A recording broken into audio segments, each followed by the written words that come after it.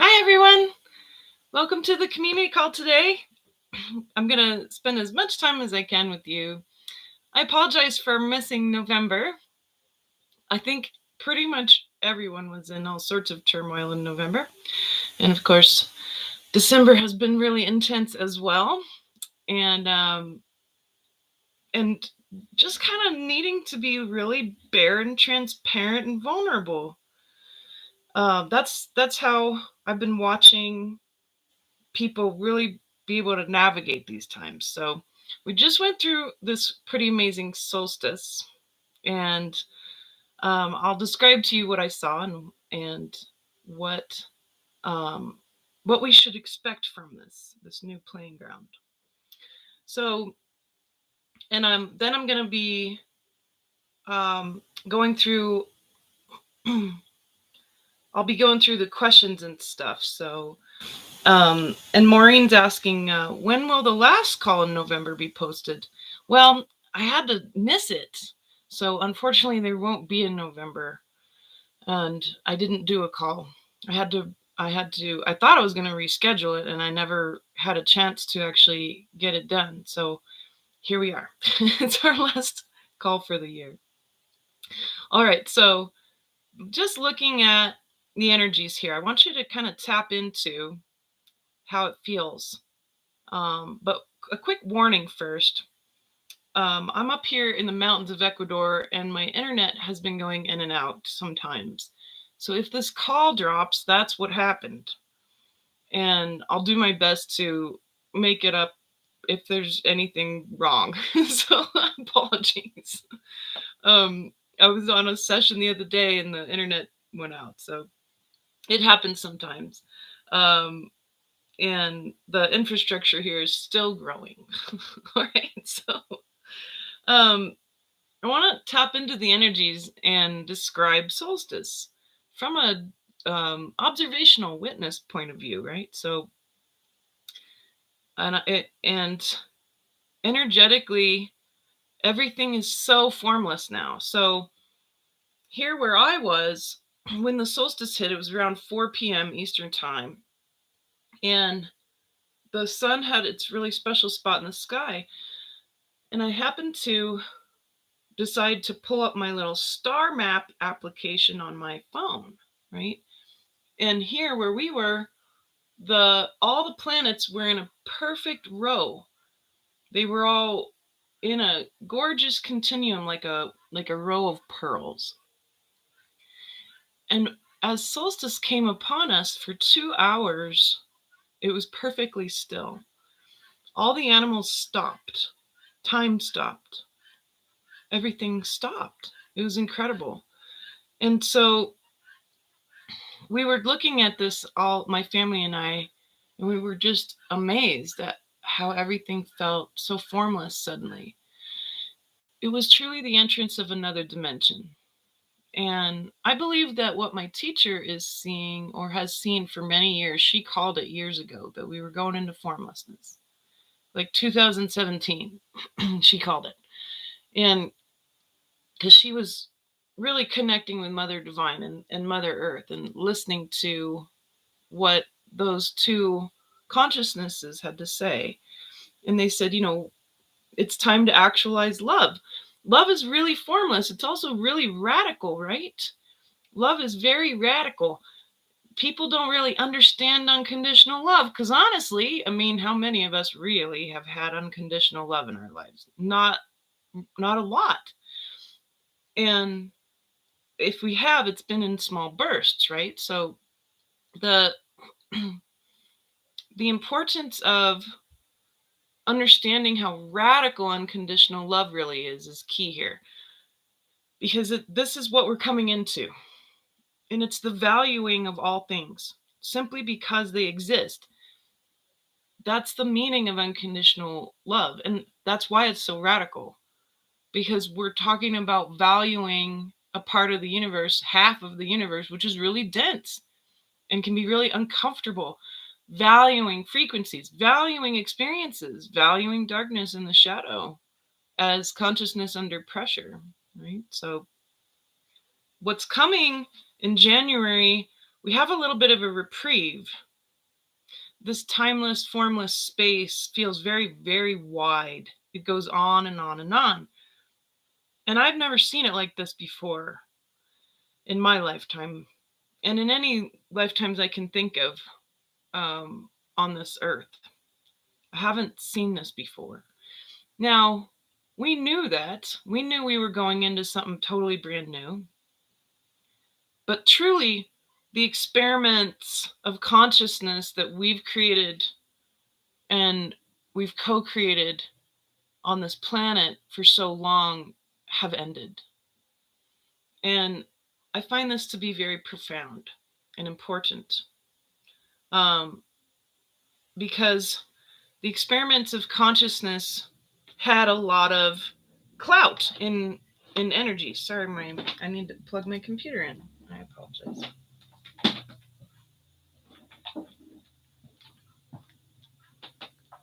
Gotta make sure my admin's in place. Hey, at least I put earrings on. I literally have no makeup on. I don't even care anymore. So I'm just here being with you, and I love it. It's my favorite time with you. All right, so the experiments of consciousness had a lot of waves to it. It was very constructed, right? And these waves would happen every year, and they would peak at certain times, like equinoxes and solstices, and especially on solstices, because the solstice is an alignment where you're receiving information from the galaxy. This time we were receiving it from the heart of the galaxy, right? And then in the next solstice in June, we'll be receiving it from outside the galaxy. And that's how those solstices work. So these waves were really calculable. They were measurable. You could feel them. They would have a dramatic effect on the body.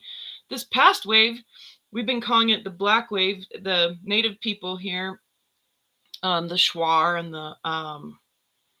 and a few of the other tribes in the Amazon near where I'm at, they talk about this too, and they called it the black wave as well.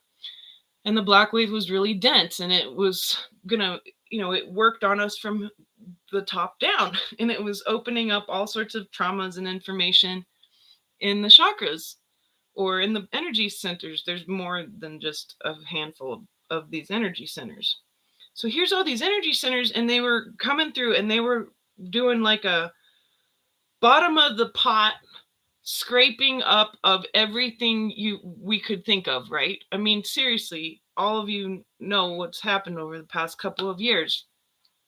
There has been so much intensity and all those lessons that we've had to learn, even though we don't necessarily, we think we know ourselves, right? And then we get thrown into the deep end. It's been no different for myself. So these things are really important to recognize, that all of that is now past. It's past. The waves of consciousness are done. And what does that mean? Well, it's really interesting. I think I have a guess. I have a guess because I can feel it, and I can see it. Now there's one more. There's one more wave, and it's the final wave. It's the wave that will shatter our illusion that this stuff isn't happening to us anymore. Nothing is happening to you anymore. You are happening to reality. So this last wave, the clear wave, which is coming through January, it's going to happen really fast. It's going to be like a year-long wave jammed into 1 month. We've had a little bit of this reprieve. Like psychically, when I look into where we're at, it looks like the tide has gone out for as far as you can see on a beautiful day. But you can't see the ocean anymore. There's no more waves because the tide has completely disappeared. Now it's just this flat landscape of consciousness. That's a new dimension. And it's one of the 12. If I could guess what it is, as formless as it is, as clear as it is, it's very, very high. I might even say it's like the 11th dimension. And I say high, but I think many of you know the way that I speak, dimensions are not higher than each other. They're just wider, right? And they're quite different from one another. But this next wave is going to happen all at once, and no one can see it coming. You can't see it because it's clear. It's the clear light. And the clear light is source light. It's direct source light, and it's very powerful, and it will shatter your illusions. So to prepare for this, it's important that you acknowledge what your illusions are. Like wearing mascara is an illusion, right? Not today.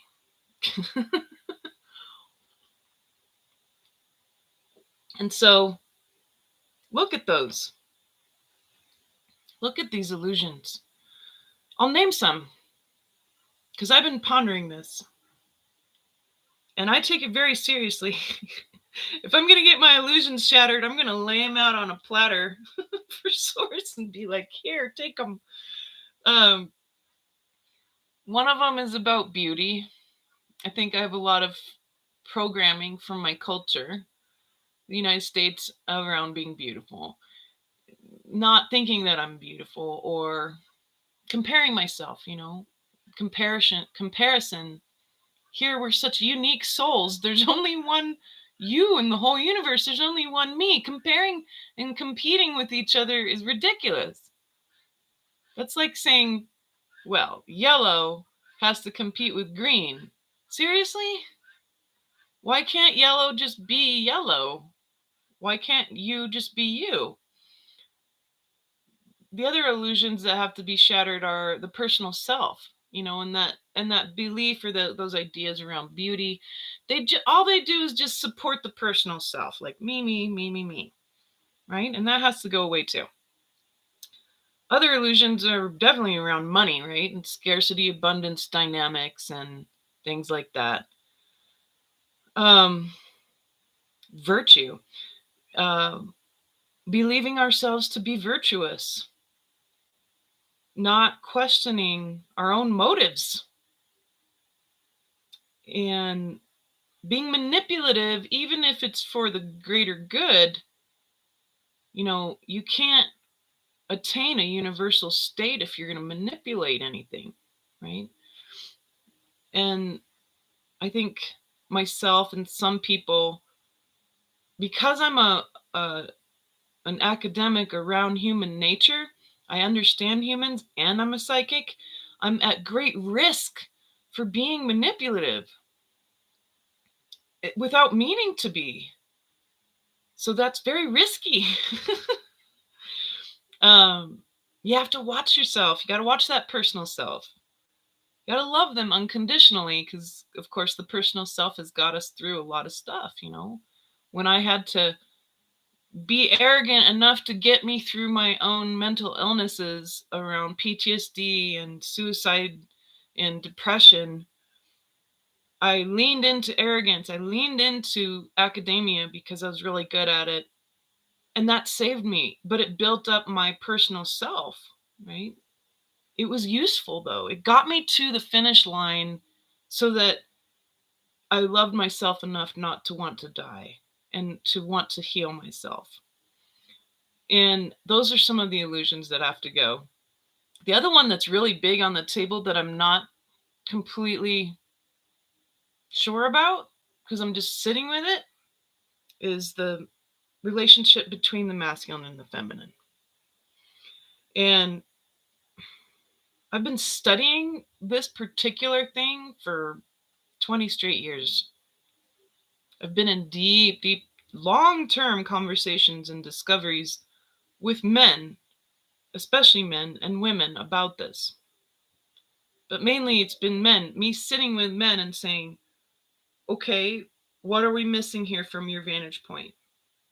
And lots of different kinds of men, just getting their viewpoint. And I used to do a lot of trauma healing and vocational rehabilitation for veterans. especially Marines.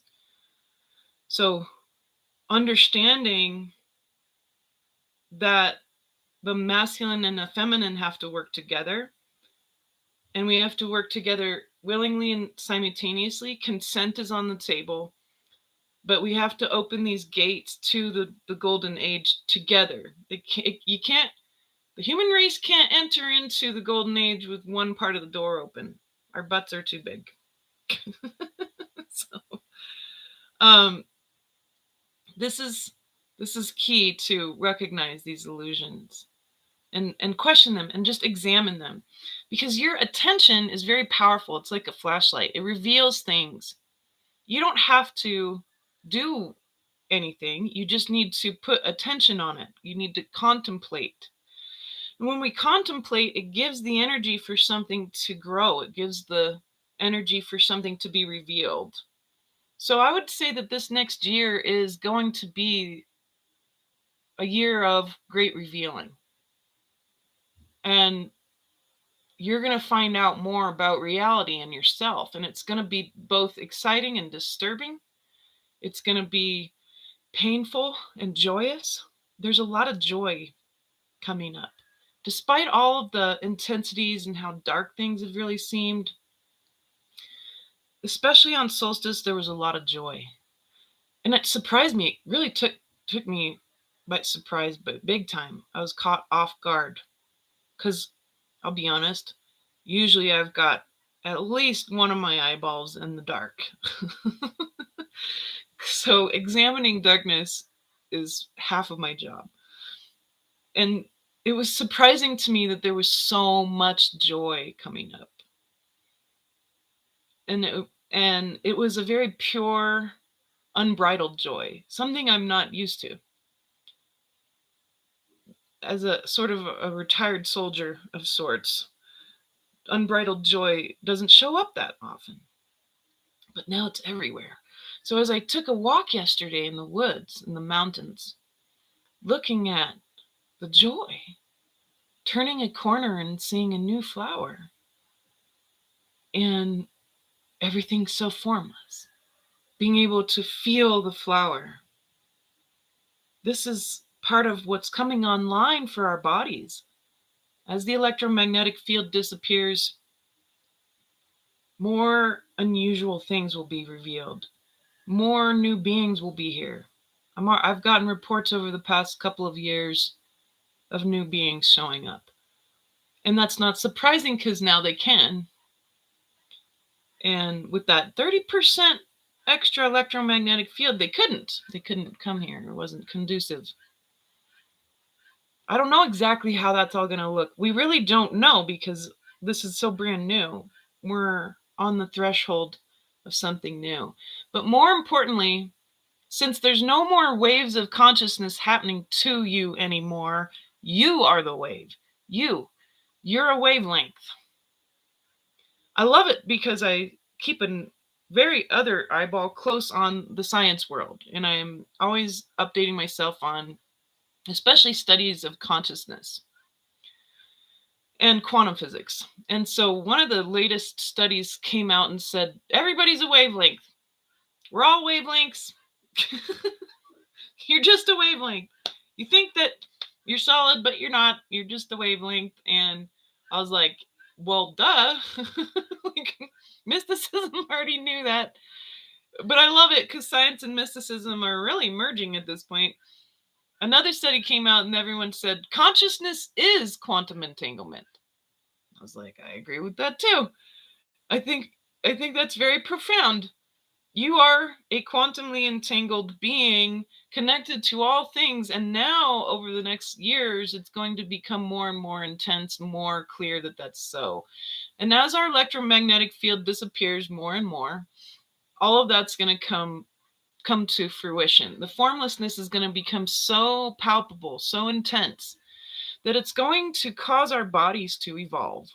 We're at a point in time called punctuated equilibrium, where in evolution terms, this is a burst of change. So the next 20 years are probably the most exciting that have ever happened on this earth for humans. And I've been stuck with this word. You know how sometimes you'll find a word and then you just use it all the time to describe stuff. But this lately, it's been the word profound. Everything's profound. Everything is so beautiful, you can't not look at it. And it's going to be more and more beautiful. It's going to get more and more revealed. There's things that we have not seen before. There's discoveries that we're making, and it's right on time.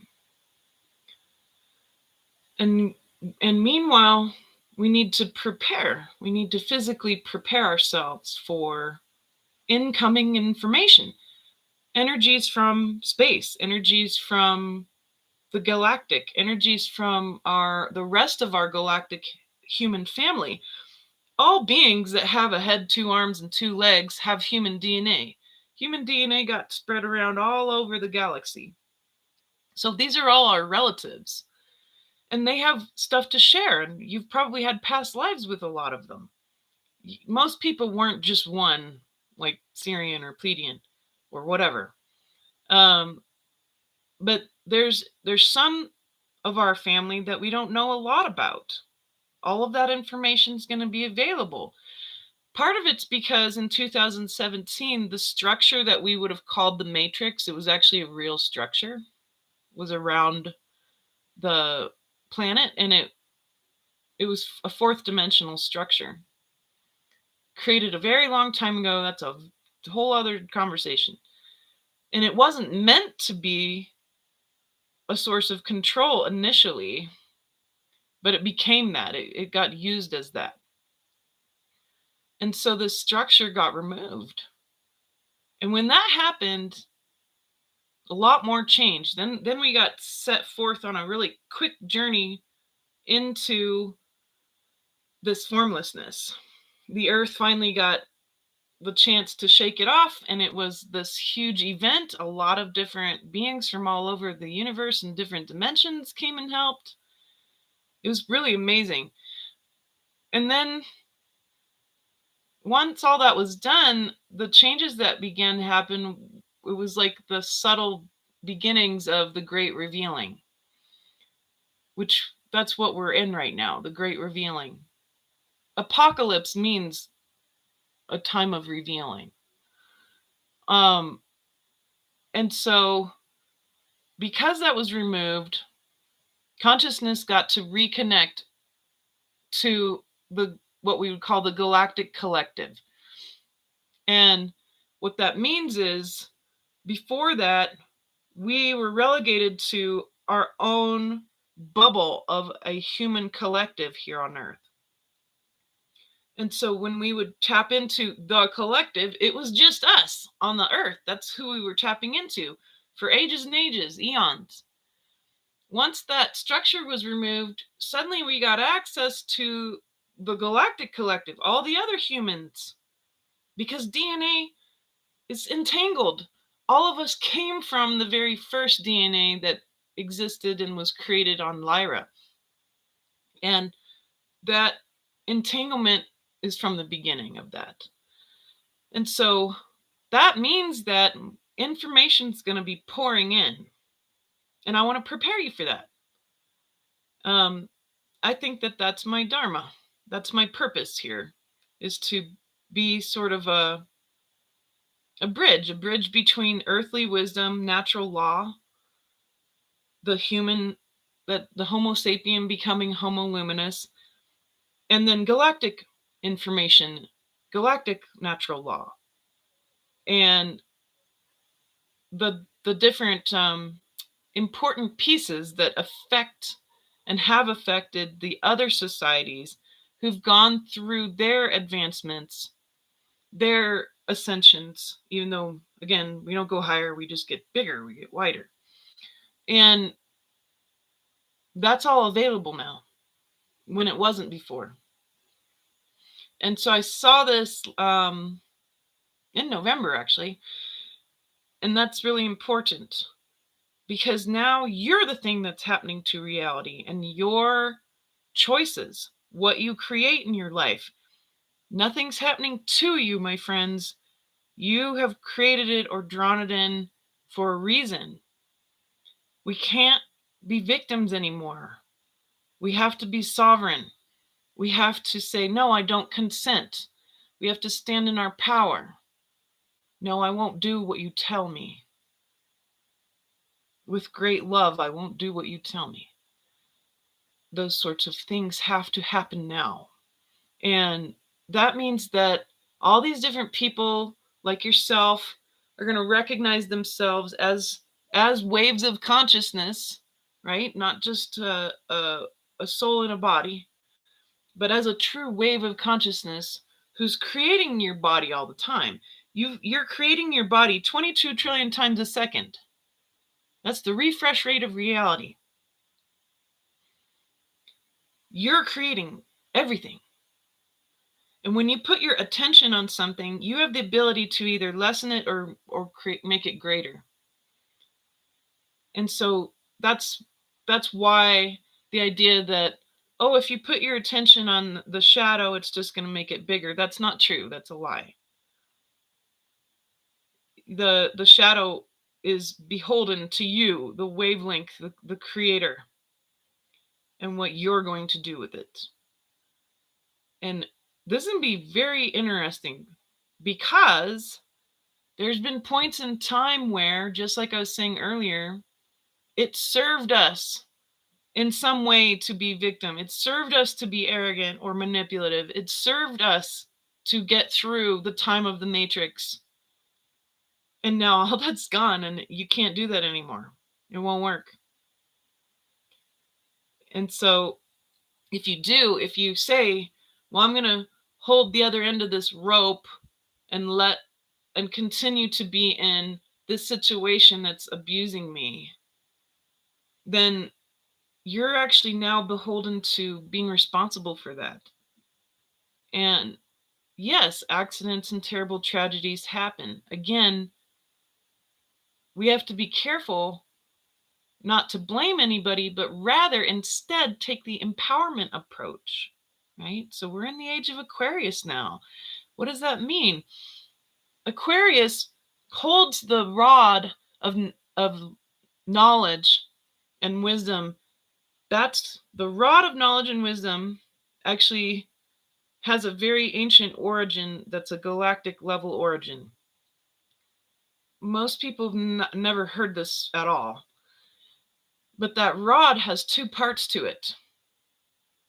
The first part is what we would call Genesis, creation, creating, being able to take material and make more complex things with it. That's what humans are good at, and the universe likes that. The universe enjoys and really encourages complexities. And so the materium is very simple, but a human being can come in and turn the materium into a building or a car or a computer. It's really cool. It's a cool thing we do. Genesis is part of the knowledge and wisdom. And then, so Genesis as in the word meaning to create. And then the other part of the rod is destruction, that there's wisdom in destroying things. And that without destroying, we cannot create. Because sometimes we have to break down the materium back into its pieces. And this includes emotions, by the way. I mean, you can understand that when you are dealing with a really tough situation, your emotions can be very complex, right? You can be angry and sad and happy all at the same time. And you can be in turmoil and it feels very complicated, right? And yet we're creating those emotions. But we can also unravel them, right? Through processing, through emotional processing, we can unravel them and lay them out into their simplest terms and appreciate them for their simplicity. Then they become a part of the basics of the materium again. And you don't have to carry around the complexity of something so much. And it's important for us to break stuff down and be able to get it down to its brass tacks, is what we like to say in the United States. Brass tacks. It means getting it down to the basics. And that's really important, because then you can create something new. Just like we might refresh our relationships, right? We might say, all right, hang on a minute. Like, let's not get caught up in the past and all of our hurt. Let's get back to the basics of the now and what we care about right now, what we're here to do now. So that's what's on the table for us as creators. The other part that Aquarius offers, this rod, comes from Earth. It comes from earthly knowledge because you're watching creation and destruction happen in natural law all the time, right? And then the other thing is that the Aquarius is pouring what looks like water out upon the world. What is that? What is that water? This is what's so cool. That's the celestial knowledge. The celestial knowledge is very fluid. It's beyond creation and beyond destruction. It has to do with integration. It has to do with the power of consciousness and the celestial wisdom of our cousins and ancestors who also have gone through similar evolutions such as us. Although I would say all eyes are on us right now because of the nature of our planet. Our planet has information that others don't. And it was created that way. And our bodies, our DNA is unique. Our DNA comes from the original stock. That's why everybody wants our DNA. Your DNA comes from the original. And the humans on this planet are unique in that way. We didn't come here from another place. We were grown here. And other planets got seeded by other humans, and it was, they were planet hopping. And that's an incredibly interesting and long history. But that means that their memories, their epigenetic memories in their DNA, that would have retained many other planets worth of information. Yet, for you, unless you do trauma healing, you don't remember anything. Why? Why don't we have galactic knowledge in our DNA? Because this DNA was literally in a test tube. It was sitting in a very special place, waiting for the right moment. Our DNA on this planet comes from the original. We are not here from planet hoppers. We do not have galactic memory in our DNA. We are so lucky, and we have a lot to learn. So this next step in Homo Luminous is for us to be able to connect with the celestial wisdom and knowledge in a very deep way without having to experience the traumas of it. That's how blessed you are. That's why you signed up for this. So having fresh DNA is actually very powerful. And when you get down to the bottom of all of that, by healing your trauma, by healing your epigenetic trauma, you remember more, but you also get to experience this really fresh landscape, kind of like what I was describing. The tide has gone out so far. It's just a flat, beautiful, shining plateau as far as you can see in consciousness. There's no more waves coming except for the clear one, which you can't see anyway. You can feel it. Just to shatter some further illusions and prepare us to be bridges between heaven and earth.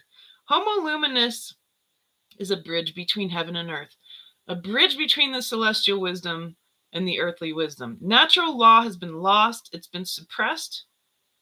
And it's time for us to regain our connection to it. We need both the creation and destruction. We need to understand how all of these dynamics truly work so that we can create the next part of our journey here on Earth with Gaia. And we're not alone. We're supported. We have a lot of allies, but our allies are smart. You don't mess around with humans. You support them, but don't interfere. Angels can't do anything unless you tell them to. Beings won't do anything if they're truly your ally. They're not going to do anything. They're not going to force anything on you. If they have, tell them to leave now, because then they're not good. They're not nurturing for the human race and our sovereignty and our empowerment. So our allies will never do anything unless we say what we want and give the permission for things to be done. That's very, very important. I think it's a smart anthropological move, because in anthropology, you don't go in and just change a culture just because you think it'll be better. And we're warned against it and given some really good and pretty awful examples of what happens when you mess around with that. Right? So same goes with our ancestors. Even though they're way more technically advanced than us, they're not going to just hand us technology. They shouldn't. And because if you do that, you're really screwing something up. It's dangerous, very, very dangerous to interfere with the evolution of such a powerful being such as humans. And we need to take that seriously for ourselves too. So I just saw this very interesting little. Yes, Sator says, so some say we are star seeds. Well, what I think that means is that not our bodies, not our DNA, but your soul. You have been a lot of things. And hey, guess what? This galaxy hasn't been around forever and ever. You are a lot of things from the beginning of time. And who knows where you've been. So yeah, technically as a soul, you come from the stars, but you come from the universe. you're a universal being. You've been here since the beginning of time. And perhaps even beyond this universe. That's how amazing you are. And that's why we should take ourselves not so much seriously, but with great respect. We should respect ourselves and others in that way. So no, the human body here on the earth is not a starseed. Our bodies are formed from that original DNA. That's why everybody's after us, right? That's why abductions happen. Human DNA, the original human DNA, is very coveted because it doesn't have all that galactic trauma. Very interesting. All right, so I'm going to back up and look at questions. So Lynn says, you spoke about feeling heat, like burning, when at the end of a processing. I do feel an increase in energy, and then I feel calming of the energy, but not heat. Am I ending it too soon? No. Everybody's different. Well, I've heard a lot of people talk about burning happening when they burn away trauma, right? That's not the only experience. Eventually, sometimes I think people just end up feeling energy differences. So no, there's no wrong way to do it. And your experience is just as valid. And just trust yourself. And know that when a process comes up, it's probably not over. That there's going to be other processes eventually. And so in that same realm, so you might process some trauma, but you might have processed a big chunk of it too, but something later might trigger a little piece of it, right? So don't be surprised when that happens. Don't be discouraged. We processing is a lifestyle. You're not going to come to some end. It's not like that. Kind of enlightenment is not a path. Processing is a lifestyle. There isn't an end to it. You're always going to have upkeep. You always have to do dishes and you always have to take the trash out, right? No different than emotional processing. Catherine says, you've been talking about this new course in January. How do I know it's the one for me? Is there something beyond the timelessness, formlessness, bliss? Oh, yeah. Well, I'm going to be writing the copy, putting the copy and everything up, and I'll send an email out about it. That way you can read about what it's about and decide for yourself and check in, right? So logically check in with your heart, and then check with your gut to see if it's correct for you, right? And this is going to be the most esoteric, mystical classes I've ever taught. Most of the time, I try to remain very practical, historical, scientific, and I'll, coat it in a very nice bit of mysticism. But this time we're going full-blown mysticism. We're going into the esoteric. And we're going to be laying out natural law. We're going to be laying out we're going to be laying out galactic law, celestial wisdom. I'm going to be teaching you about some of the wisdom that's come from many of our galactic family, some of whom you've not heard of, and why, and the factors that play into consciousness, which will make many things make sense. Like, why exactly did you decide to be human on this planet right now? How does the solar system and the other planets and our star affect our consciousness? How does a planet enter into new dimensions? These are all part of the grand playing field here, this very clean, clear plateau of light that we're at. And we need to understand them, because that's what was understood for the creation of the experiment that just ended, this last 800,000 year experiment. So the new experiment, which we're all going to create, we need to be really savvy on what are the tools, what are the energies, how does the universe work exactly, and just trying to get rid of some of the mystery that we've been trapped in, because we haven't been able to put all the pieces together. And so the vision I saw, because I am being asked to be a teacher instead of a warrior. The vision I saw was really about bringing these two realms together, building a bridge between heaven and earth. That's what you are. That's what the human is. That's what the Homo luminous new human is, a bridge between heaven and earth. So that's what we're going to build. That's what those classes are about. And I'll make sure that copy gets out so you can read it and sit with it. I've been calling them the spheres of influence and wisdom, because these are the things that are influencing what we're going to create. These are the building blocks of consciousness that will influence us as we move forward. And we're so blessed to be able to have access again to our galactic collective. And so I'm intending to get really humble, get out of the way, and share with you what is coming through as a teacher and a mediator. All right, very good. Going through more questions here. I love all the people from everywhere. Very neat.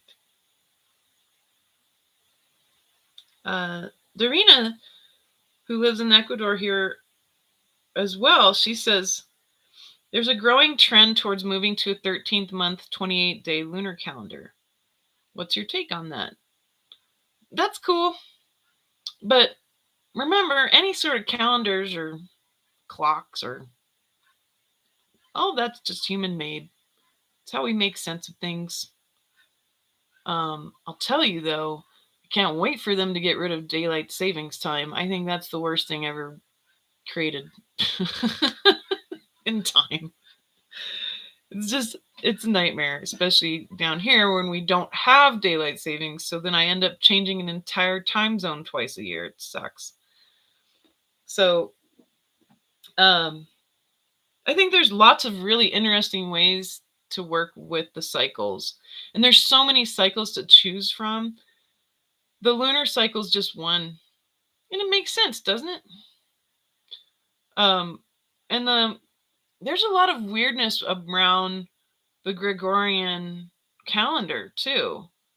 And so I would like to see all that shifted and us to create something new or to work with something that's more obvious, like a lunar cycle, without all of the added cabal stuff that's so subtle in everything that we do. I'd like to see us reclaim many of the realms of our reality and our cultures, and time would be a good place to start. And symbols, right? So time, calendars, symbols. We need to reclaim this stuff. Why can't I want to have a movement where we reclaim symbols and say, no, you can't have the monarch butterfly. That belongs to everyone. And be able to say, no, we want the pyramids to represent something beautiful, not some secret society evil or whatever. And being able to have that reclamation time, I think, will be very key. People being able to reclaim their symbols as something important that they are going to use for good, right? For virtue. I think that's about all of that. So Jennifer says, I heard you talk about animals dying. What's that about? We lost our pet a month ago when at the emergency vet, they had an influx of pets suddenly becoming ill. I thought that was quite interesting. Yeah, that's it just depends. So I've talked about this in a few ways. The two ways that we can understand the death of animals, as our electromagnetic field disappears, any minor activity from the sun is going to cause lots of things to happen. New radiation, new kinds of light, new frequencies. On top of this new bombardment of human-made frequencies, which we need to stand up against, because frequencies create illness. And if you're not sure about that, read The Invisible Rainbow. It's proof that so-called viral epidemics or pandemics usually were due to the introduction of new frequencies. And that book is astounding. So it's a very compelling understanding of biology. Much of what we know about illness needs to be thrown out. We can't detox ourselves into health. We can't keep fertilizing the soil, for example, because then plants become addicted to the fertilizers instead of their ancient symbiotic ways that they work with the microbiome, employing all the little mini guys to go get the nutrients for them. I know this sounds crazy, but 1 teaspoon of really quality compost has more microorganisms than all of the humans on the planet. 1 grain of sand has enough nutrients to fertilize an entire acre of corn. So our way of doing things has to be shifted. These are some of the illusions we've been put under. Oh, we're organic, but we fertilize. No, then you're not organic.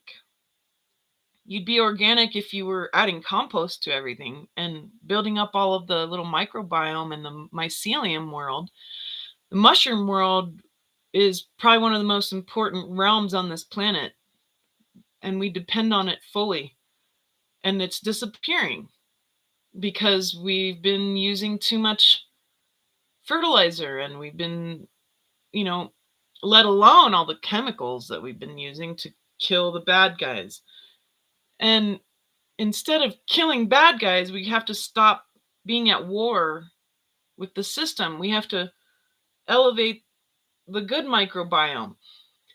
So really we know now, unfortunately, for example, that now we have major superbugs in our guts because we've been using antibiotics for so long. And the antibiotics, they kill off all the good guys too. And then they leave just a handful of little bad guys, and those become superbugs because then they evolve really fast, right? And now antibiotics don't work. I can't take any more antibiotics, actually. It'll kill me. So I'm surprised. I almost died from antibiotics many times just because this mindset around killing the bad guys, or chemotherapy, which I feel is truly medieval, does the same. It kills off lots of good cells too. And sure, there's been people who it worked for, but there's other ways. And preventing cancer, for example, is key. All over the world, 7 out of 10 people have serious chronic illness. So our system isn't working. This is part of what we have to rebuild. But we need the basics first.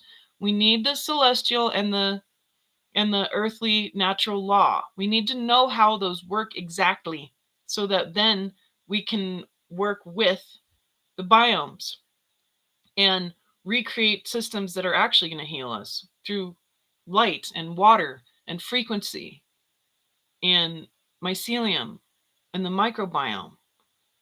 You do realize that only 5% of your body is actually your human DNA, right? 5%. 5% of your body is your human DNA. Because you're a symbiotic being. You're not separate from any of these things. But here's the good news. The earth bounces back really fast. So all the spraying and all the fertilizing and all of that, the plants in the earth will bounce back. Once you start working with compost, when you start working with the mycelium and the microbiome, that stuff flourishes super fast. So we can heal our soils relatively quickly. We can heal our biomes. We can get healthy. We can end the bombardment of unnatural frequencies that cause illness. And we can embrace the new frequencies that are going to come in. So with the animals, if there's a wave of something new, a solar flare, especially now as the electromagnetic field disappears, or if there's new frequencies introduced into the neighborhood, that can actually cause a series of illnesses with animals, just as people. The other thing is spiritual. Animals take hits for us. Many of you know this. Some kind of spiritual hit, but then your dog takes it on, and suddenly they're sick or they die. I've had multiple animals take hits for me because the animals are so generous. They're so unconditionally loving. They don't have any egos. And they really love humans. They really do. And I'm speaking of our pets in particular, because suddenly I just saw a grizzly bear show up in my mind who wants to eat me. And he's like, oh yeah, I love how you taste. And I was like, I'm not talking about you. So our pets, they truly love us, and they'll take hits for you. And if you don't want them to take hits for you, Then you got to make sure your spiritual life is cleaned up. You got to get clean of your bad habits. And hey, I'm raising my hand over here. You gotta get clean of your bad habits, mentally, emotionally, physically. You gotta get clear of your physical bad habits. Certain foods and substances open the gateways for these things. You got to get rid of the toxic people, folks. Life is short. Don't spend it with people who abuse you or who won't listen to you. And it doesn't mean you're not friendly. I've had to cut some people off the past couple of years. It was really hard for me because I really try with friendships, and either they end up falling apart or the person's toxic, or I'm even worse, I'll just completely be blinded by my desire to have a friend and then not see all the crap that's going on in their field or what they're bringing to the table that it's not so good. And you got to get rid of these folks and just cut them off. It doesn't mean you're not friendly to them in the grocery store, but you just can't do it anymore. I told my other friend the other day, because she was really suffering, I said, take everything off your plate. Cut it all out. Take everything off your plate and pick two things. Two things you're going to focus on for the next 6 months. 2. Not 10, 2. Again, I'm pointing the finger at myself. I've had to cut off all sorts of side projects. I just can't. I'm too sensitive. And so are you. Humans are super sensitive. We don't want to be. We think it's weakness. It's not. It's not weakness. The weakness is your programming, thinking that you have to work yourself to death, especially in the West, right? So that's really important. Get rid of all these things. You don't have time for this. You're supposed to be doing punctuated equilibrium over here. It's going to take all your effort. All right, so Daki says, I can't see the wave.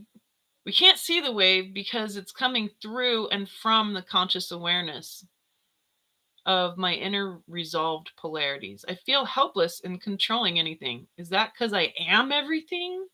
That's my best guess. I think so. And Dickie, I'll just say, and for everyone, right now, just spending some time understanding your illusions is the best use of your time, right? And it's true, you are everything. So there's a part of you that doesn't buy it, right? That says, no, I'm the personal self. No, I am the body. No, I am all these achievements. I am my resume.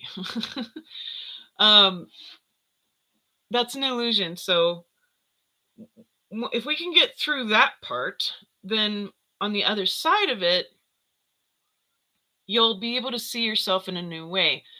Instead of seeing any other waves outside of you, you'll see that you are a wave. And I don't know exactly how that's going to look. I really don't. Because future telling is useless. Because we are creating it all the time. But we can influence it. And so when we get together in these community calls, we're influencing reality. But I think we're going to have to take that way more seriously this coming year. And you seeing yourself as the wave will be very profound. My new favorite word, right? So Tom says, is the magnetic field, is that part of the third matrix? Or the 3D matrix? No. The electromagnetic field is it's a naturally occurring field that the Earth creates. But when the galactic current sheet comes around every 12,000 years, there's what's called an excursion, and the electromagnetic field disappears and then comes back. And it's happening to the whole solar system. And then the sun acts up, and we're going to have a micronova, and lots of crazy stuff's going to happen. The world's going to look very, very different very, very quickly. Like it does every 12,000 years. And all of our ancient ancestors, they tried. They tried to explain it to us. They left us these gigantic, massive. They knew the only thing they could leave behind that wouldn't disappear was giant stone structures. And so they left us stone structures all over the world, trying to help us pay attention to the sky, pay attention to the cycles. Every single one of those, especially Göbekli Tepe and they found much more than Göbekli Tepe, by the way. That whole entire thing's all about exact specific moments in time.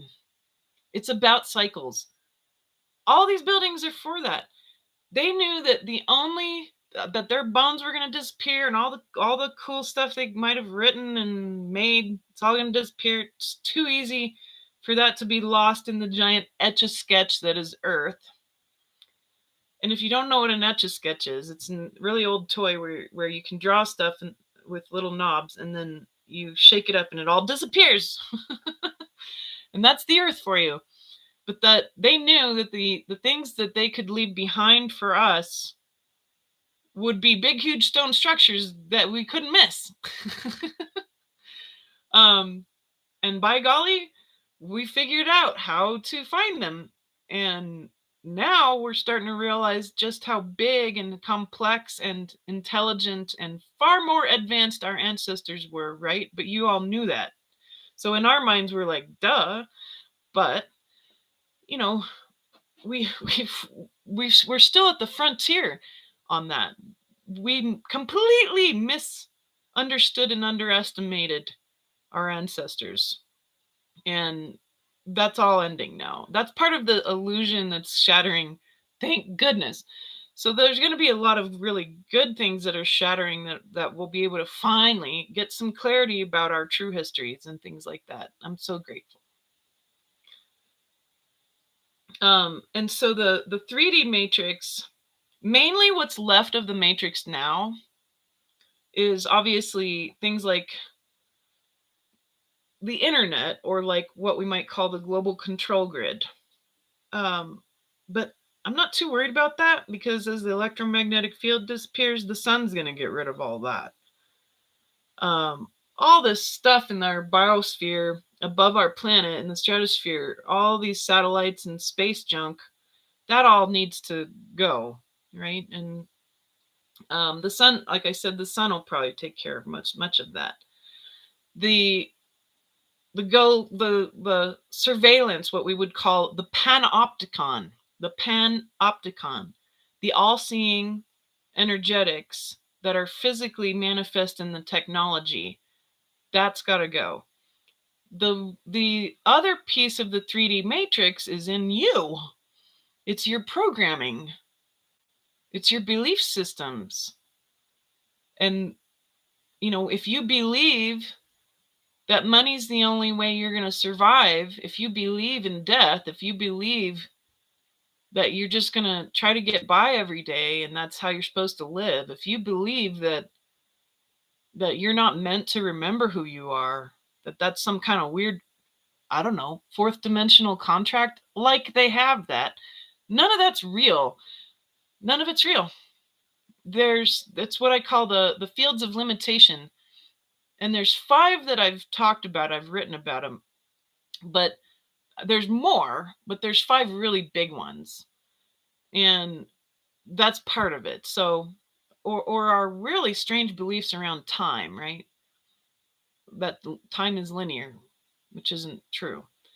But if we can get free of those, I think part of it's steeping in wisdom from the earth and the galaxy.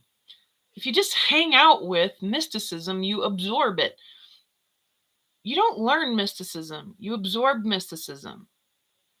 And you can try to learn it with your brain, but it won't work. You need to, this is why sometimes when people listen to my classes, they'll fall asleep or they'll get a headache. It's because I'm actually imparting mystical information from many dimensions. And that's a skill that I've learned over the years, about 15 years of effort in this. But they're trying to grok it with their brain, and their brain can't handle it. So the brain says nope and shuts down, literally. So sometimes I just tell people, listen to it in the background first. Let yourself absorb the mystical part, and then go back and listen to it a second time with your brain and take notes if you want to. And you'll find that you'll be able to listen to it. It works every time. And this is not uncommon. There's lots of teachers and people out there, even me. Listen to my teacher teach, and sometimes I'm just out, like just fall asleep. Could be I could have had like 5 cups of coffee, and she's very powerful, so just put me to sleep, and my brain can't handle it. So if you play it in the background, if you play this kind of stuff in the background, that helps. So yeah, there's lots of parts of this matrix that are going to fall apart. A lot of it, the earth and the sun are going to handle for us. But if we can work on the inner part and prepare ourselves for this wide open, empty playing field, you know, being able to start fresh is going to be very profound. I'm going to try not to say the word profound anymore. I'm sorry.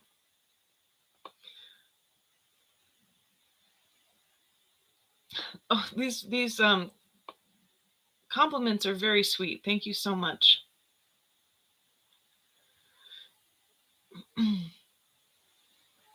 And don't worry, if you missed the beginning, the same link that I sent out is also the replay. This exact same link will become the replay once we finish today.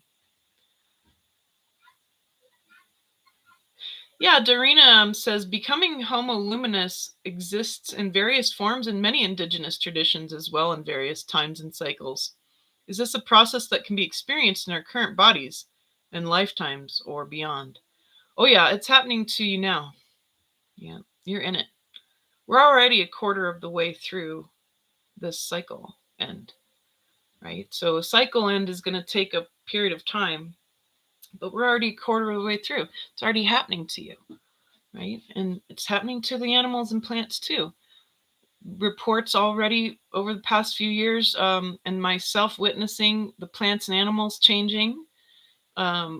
Seeds, some seeds won't grow. Some seeds are growing very well. Some of them are mutating. There's mutations already. Animals are changing and mutating. Their behaviors are changing. And so are we. So it's happening to you. You're in it. You're happening with it, perhaps. Maybe not to you, but you're happening with it. We're co-creating it all. So you have this opportunity. That's why we all came. That's my hope and intention. I don't know exactly how it looks, but I feel very confident that knowing the scientific pieces of it, knowing the indigenous pieces of it to the best of my ability, and knowing galactic history too, all these pieces coming together are personal experiences that we're all sharing, and all of this is showing us the truth that this is happening. Now, I got on the phone with Ben Davidson, who's my teacher, Dr. Ben Davidson. He's my age. I think he's a year younger than me. But he is a genius. I love him. He has the YouTube channel Suspicious Observers. I got on the phone with him and I asked him a bunch of questions. And one of the things he used to study, because he studied a lot of stuff, he's kind of a big nerd like me. One of the things he used to study was how electromagnetics affect cellular biology. And he said, you know, what'll happen is some seeds, he's like, it's not consistent. Electromagnetics are not consistent across the board. He said some seeds will grow really, really well in a powerful electromagnetic fields, and others won't grow at all. Or you remove the electromagnetic field, and some, they flourish and others don't. we're going to see that there's going to be some plants that over the next 20 years, 15, 10, 15, 20 years, there's some plants that aren't going to do well with the lessening electromagnetic field, and others that will do really well. Here on my mountain, there's a lot of plants that are doing very, very well. And then I've planted a garden and half my seeds didn't grow. And there's a lot of factors to that, but one of them is the electromagnetic field.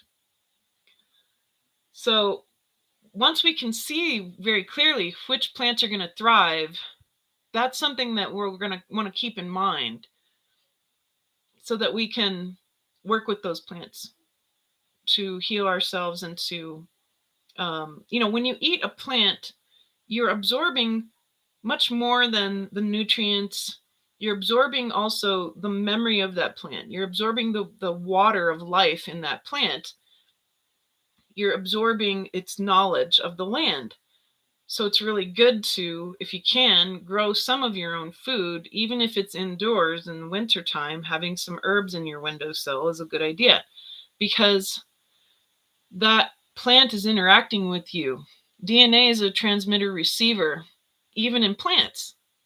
So plants remember and water remembers. And so that's when you eat food from your land or food that you've grown, there's an interaction and you become more acclimated energetically to the earth where you're at. And this is why the whole system, there's so many systems that have to go away. One of them is this whole import-export thing, where your food comes from 5,000 miles away. And that's why I like Ecuador. Part of it is because my food comes from either my property or maximum 50 miles away. Nothing else gets shipped in here. So, and we have a year-round growing season because we're on the equator. So I just want to point that out, that plants have what's called life water. You've probably heard of structured water. This is structured water times a bazillion. And for example, I was told a story by a very intelligent man here, and he said he's one of the most well-read men I've ever met because his family owns a whole bunch of bookstores. So he grew up in bookstores. He was homeschooled. And so he said to me, Elizabeth, because he's a fruitarian, which I think is tough, but he's amazing. And he said, they sent astronauts up into space initially, and they didn't do well. And he's like, they couldn't figure it out. These guys were eating all this freeze-dried stuff, this adding water. But they were not thriving. They were getting really sick. And he said when they brought them back down, they were a mess. So they spent like between $2 and $4 billion trying to figure out what was missing.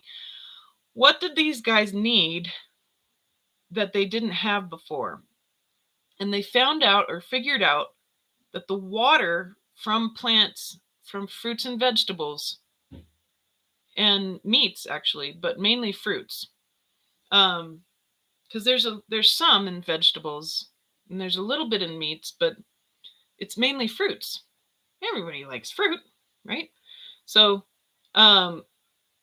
he said it's the water in the fruit, and they called it life water. And so they tried to build a machine that could create it. And he said they spent billions trying to create this machine because they couldn't bring enough fresh fruit up into space. So they created a machine that could make this life water. It's basically, like I said, it's highly structured water that's got huge amounts of light gathered from the sun. And it's more structured than any structured water that we can make. And I suppose they finally did succeed at creating a machine that was close enough so that these guys could be in space for longer. But every day I think about that, and I try to eat as much fruit. I'm on a very strict diet, but I can eat fruit, thank God. So I eat as much as I can, especially from the land, because it's got life water in it. And when you're not feeling well, you need that life water. That's really important. The other thing that's coming to mind right now regarding the electromagnetic field is that you are electric, right? You're mainly water, bacteria, and electricity, and then a little dash of human. And so you have an electromagnetic circuit.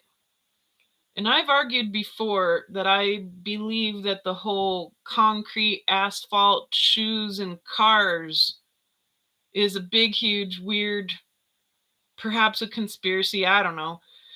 But it's really bad for you. If you don't get barefoot on the earth, and I know everyone in the north at the moment's very cold, but seriously, take what I'm saying very seriously. You need to create that circuit connection.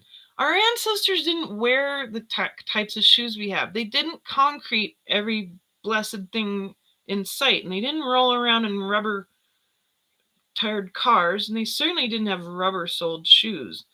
Literally, it messes up your electromagnetics. And when you're like that for ages and ages and ages, do you know how many complaints I get from all of you beautiful souls about how bad you feel all the time, how you have no energy, and how you end up having these nervous breakdowns?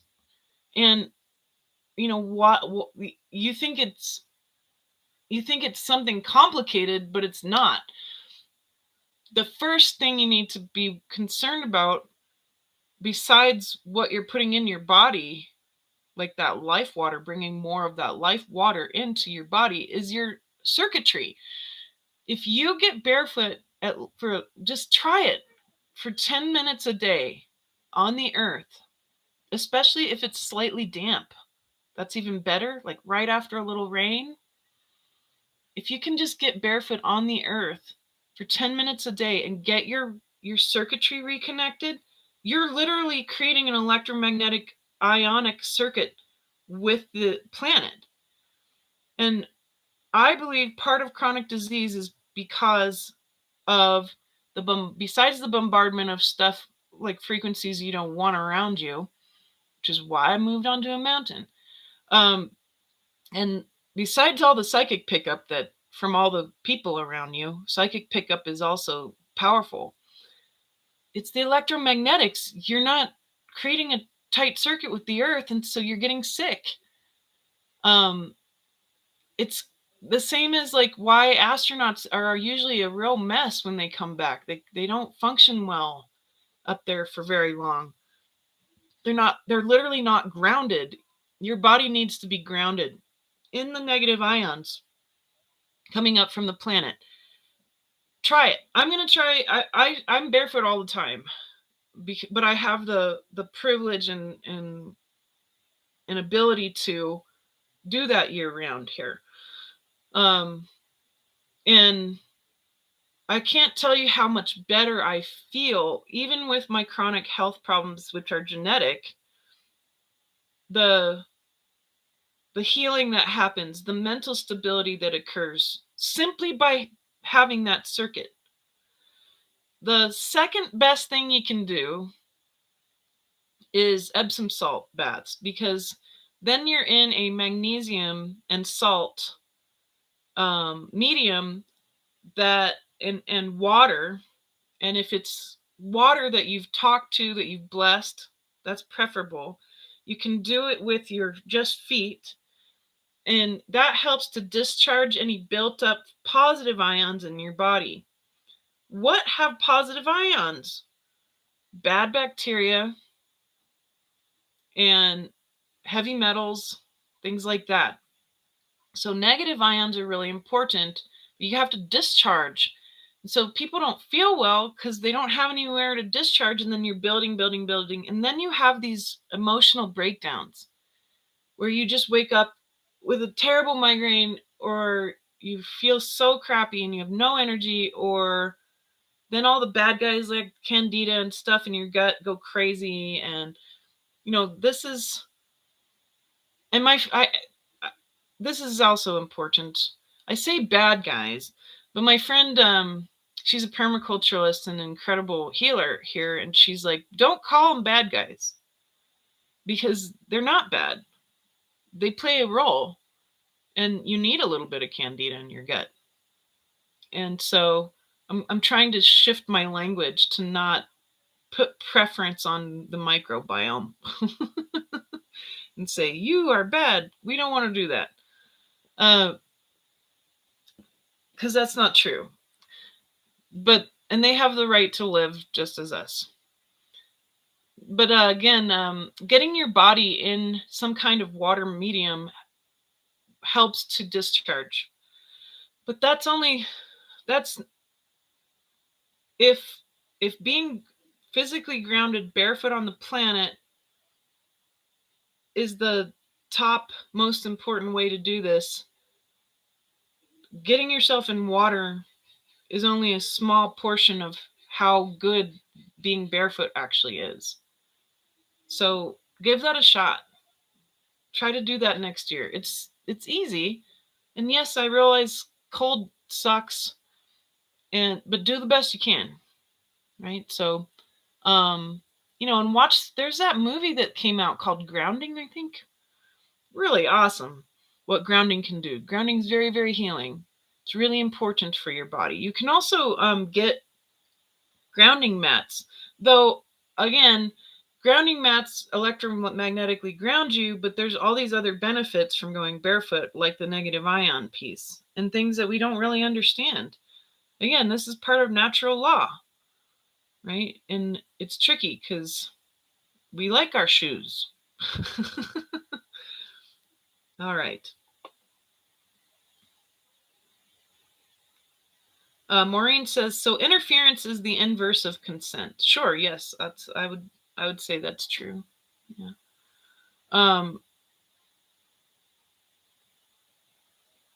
Yeah, this is why we have something called the prime directive. The prime directive is,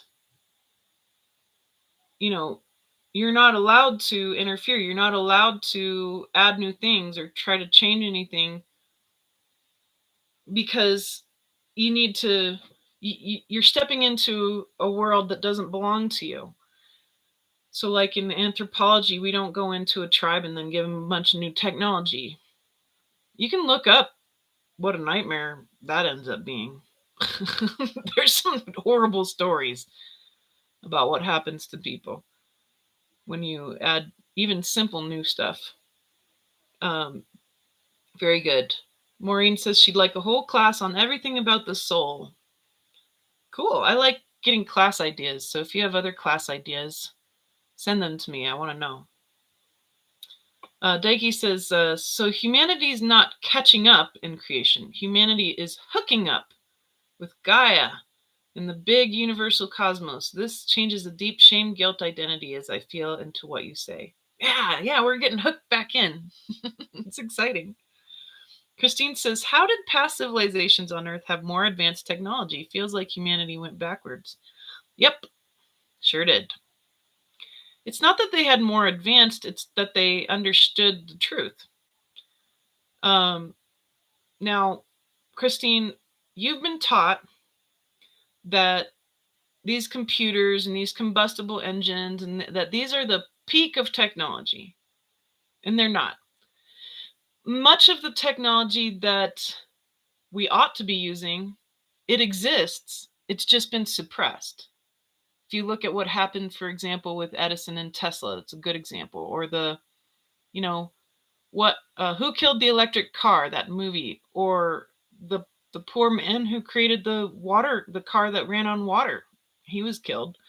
All the different light wavelength technologies for healing, totally destroyed or stolen. Frequency-based healing technologies. Dr. Royal Rife died poor and abused and kicked out of academia. He died believing that basically he meant nothing and that and the powers that be wanted it that way. And our ancestors, they didn't need electricity in the way that we do to plug into anything. They were using the ether. They were using frequency. They were using harmonics. They were using things that we know about. So I'm going to say, Christine, it's not that we don't have it. It's that it's been taken away from you in order to create a for-profit matrix system that enriches a very few. And that has to end. It's all at our fingertips. We know how they built the pyramids, guys. And it wasn't a bunch of guys with sticks and wood, and it wasn't a bunch of men pulling anything. It was a handful of men creating frequencies. And the power of harmonics is going to come back to the forefront. Recently, Joe Rogan did a podcast with Dr. Hancock. Ugh, I'm going to mess his name up, sorry. But there was another guy that was there too. And he's going to come back because he's been working with teams who had to basically go hide on an island. And these teams figured out this huge body of work around harmonics and cymatics. Cymatics is how frequency creates and modifies form, right? So that's why you feel good when you listen to 432 hertz, because it reorganizes the water in your body. When I say you are a wavelength, I mean it. You're literally a frequency, a living frequency. That's what the soul is. You're a living frequency, a conscious frequency. So anyway, that podcast is about ancient civilizations, but it's also about our revealing of the technologies that have been taken away from us and the pretty systematic destruction, just pure total destruction of these technologies and anything that was left over from them. So if you look at the Tartarian civilization, much of that was destroyed on purpose. And that was an incredibly beautiful civilization, a global-sized one. So this idea that humans only started farming 10,000 years ago, and that's all crap. Just throw everything you think you know about human history out. And yeah, basically you're being forced to use tech that creates more control for a select group, but all that's going to end. And we're going to look at things like chemotherapy and antibiotics as primitive and medieval, to say the least, when you can just use frequency to heal your body and to build up your biome. So that's why you don't see plugs and wires in the ancient time. They didn't need it. They were working with the ether and the power of frequency.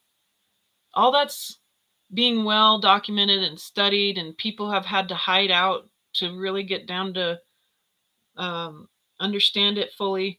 And now eventually nothing can stop them bringing them back, because it's meant to be. And we're going to use it well. Can't wait. Angela, no, you don't want flying cars. No. So flying cars, my brother's a combat pilot.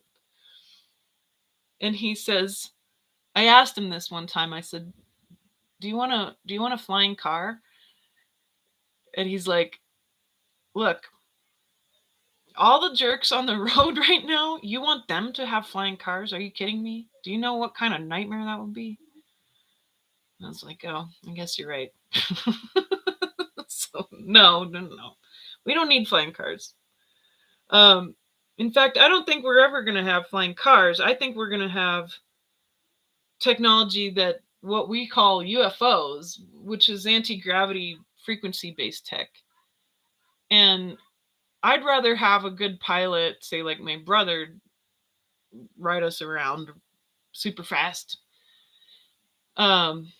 without everybody having their own. So I don't know. We'll see. I have no idea. I can't read the future, and no one can. If people tell you about the future, turn them off. It's such a terrible idea. You know what you're doing when you let people tell you about the future? You're giving them your future. You're giving them the power to pick how we're going to navigate. Just turn all those people off. You're creating the future. That's why it's unknown. We're not here to look at the future. We're here to navigate and create it. And you don't want anybody telling you what your future is, because they can't. And people who say they can are lying. This is why psychics get such a bad rap. It's so sad. Because I hear people say, oh, psychics are liars, blah, blah, blah. I'm like, that's because they're listening to people who are manipulative and say crazy things like they know how to see the future. All right, so Jonathan wants to know about the local currency stuff. And thank you for your update about the skin stuff. I know a lot of people have been going through skin stuff. I drank a soda. I went to the Avatar movie. I hated it. It was terrible. Awful. I had PTSD afterwards. And I drank a soda. I haven't had a soda in years. And I went into a full-blown healing crisis. It took me a week to heal from one horrible soda. There's so much crap in that stuff. And it was weird. And my skin, I broke out in blisters, and it was terrible. I basically poisoned myself with the movie and the soda. So I had to detox from both. But the currency piece, the local currency. So here's our struggle. We know that we want to do an exchange system. And so we have worked with an exchange system. I'll actually post it in the chat. This system. It's called the Community Exchange. You can make your own. And it's for, if you want to work without money, this is what this is for. And so I think that's very important. Let's see if it actually posted properly. Yeah, it did. So we know that we wanted to have a platform where everybody could exchange things without money, right? It's sort of a time bank. That would fulfill one part of what we needed. Then we understood that online, like crypto stuff, can be useful. I don't like the word crypto because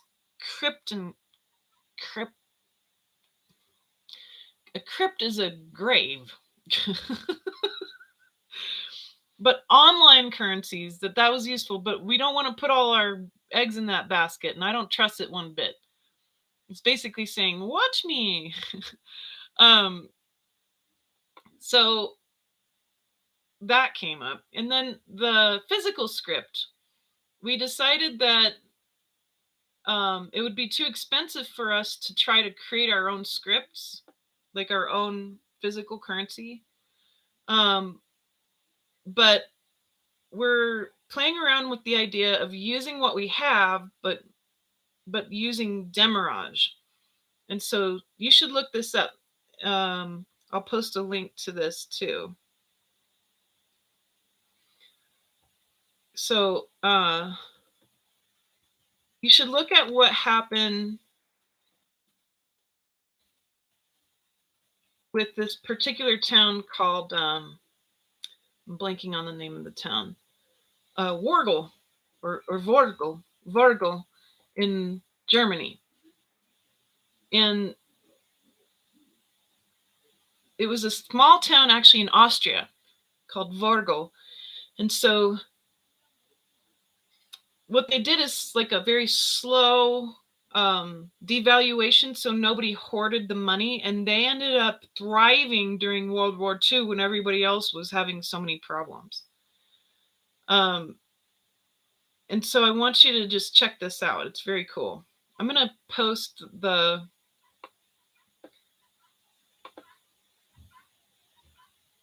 where you can download the PDF that describes what they did. And so what they did is called Demarage. So we've learned a lot. And I have some things, and eventually when my council decides what we want to do, I'll send everybody a link with all of our research and our presentations so you can start working with your local currency stuff for yourself. But thank you for asking about that. Working on that and some other important projects.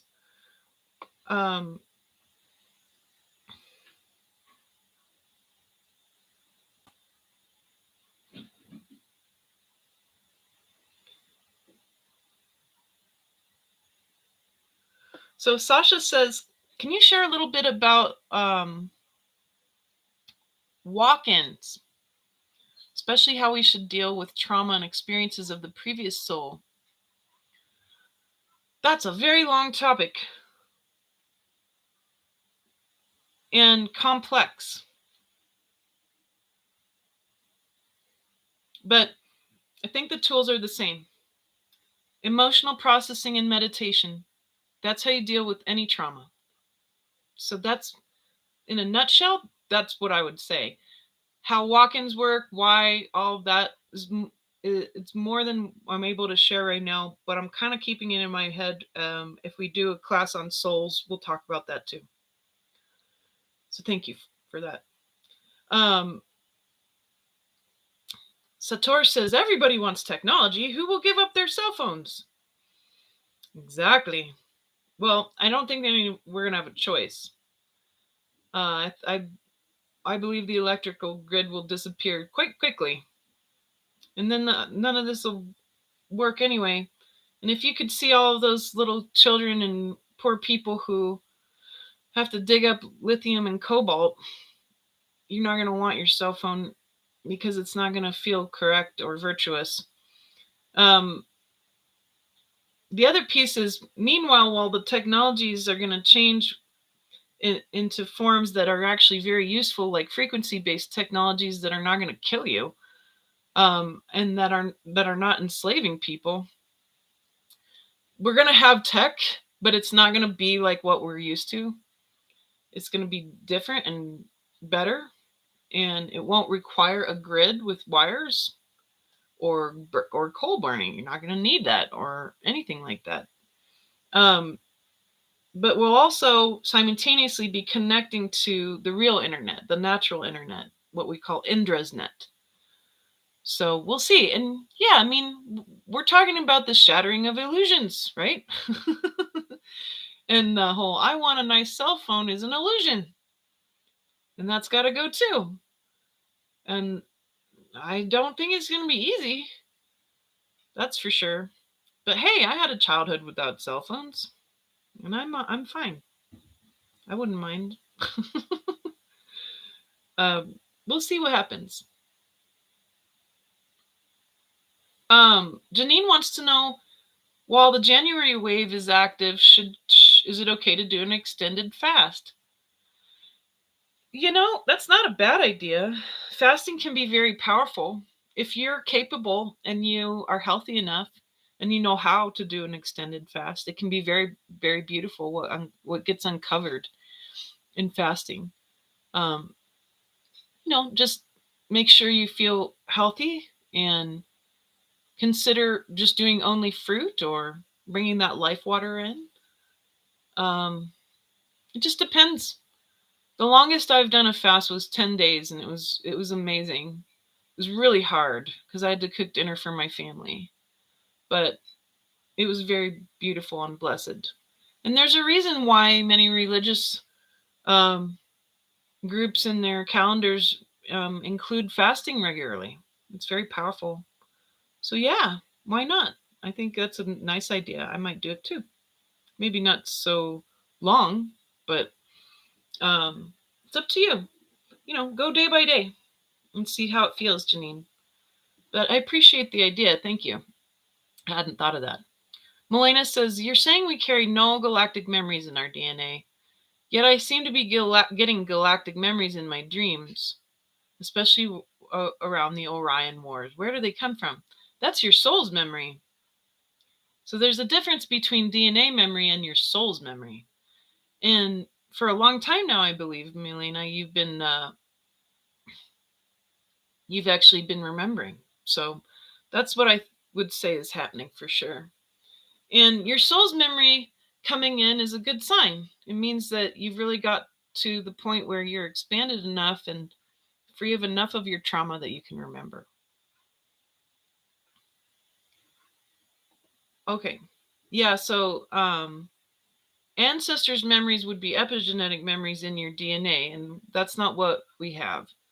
We don't have galactic wars in our ancestral memory because technically we don't have any. Our bodies here on this earth come from the very first original DNA.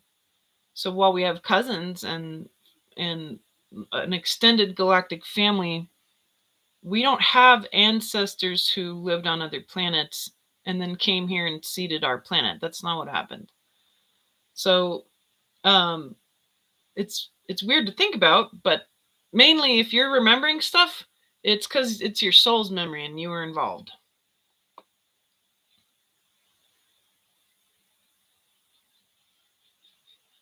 So Angela's, pointing out the cutting people off piece. How do you cut somebody off?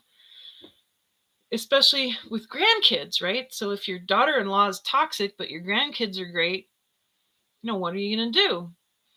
Well, there's also the importance of creating proper boundaries and specific interactions and working with people's personalities. So like, saying, hey, I'll take the grandkids for the day to give you a break.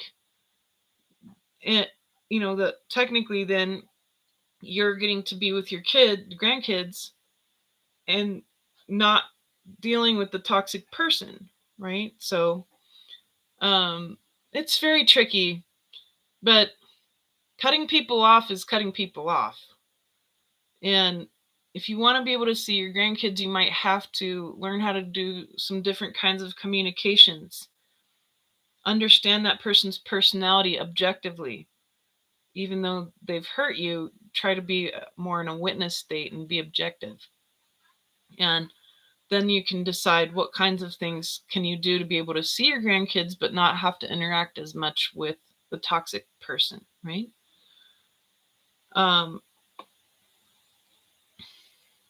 Pamela says, so the weaker electromagnetic field, the looser and more fluid our consciousness. How can biological life function without a magnetic field, even for a short time? Oh, it can. And it does every 12,000 years. And we create our own electromagnetic fields ourselves with our bodies too.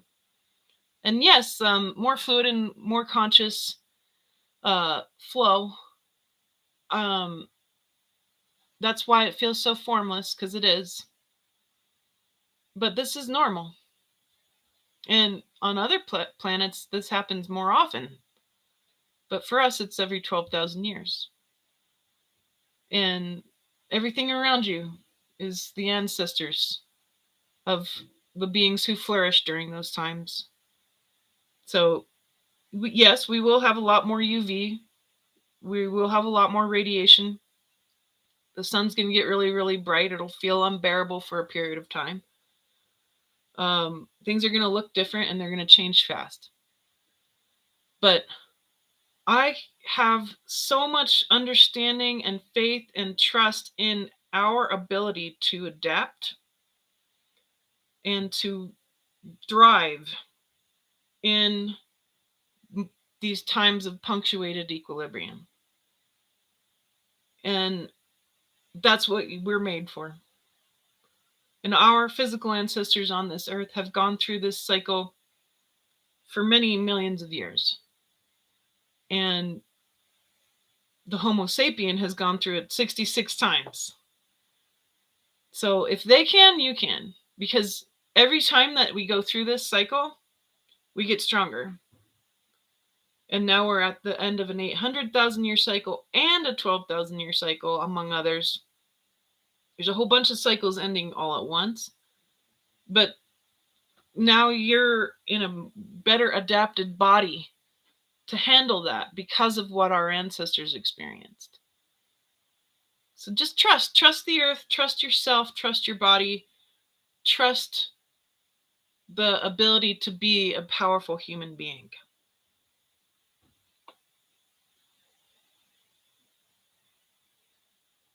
Fran has a great question. I think you're onto something, Fran. Is taking vitamins like fertilizing? So I have a friend here who studies the microbiome. She does blood analysis as well. And she has all these, I just want to be her when I get old. When I grow up, I'm going to have an apothecary like her. But she's got this cool apothecary full of all these really amazing tinctures and things. And like much of it's probiotic and like, she says, you know, it's actually not very logical to pull a single compound out of a living system and say we're going to pull vitamin D out and just take that, or we're going to pull this out and just take that. She says that doesn't make any sense because we really don't understand how those compounds work in tandem, in co-creation with the whole plants or the whole foods. So the key is more variety. You should try to eat. Now, if you were to truly receive the nutrients you need, the variety has to be sky high. You ought to try to have at least 50 different types of foods every day. And that's really hard for us to imagine, especially in the United States where they're, you know, throw some iceberg lettuce out onto the table and say it's a salad. So variety is the key. Variety is health and whole foods. So I do agree with her to a certain extent.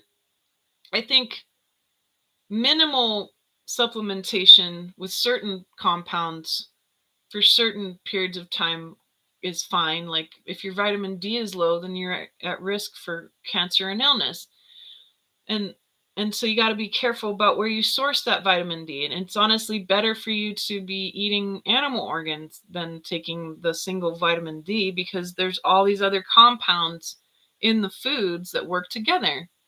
Plus they help you absorb it better. So yes, it's the same mindset. We want the whole thing. We want the whole food. We want the whole plant because of all the different varieties of compounds and how they work together. And we really don't understand enough about that.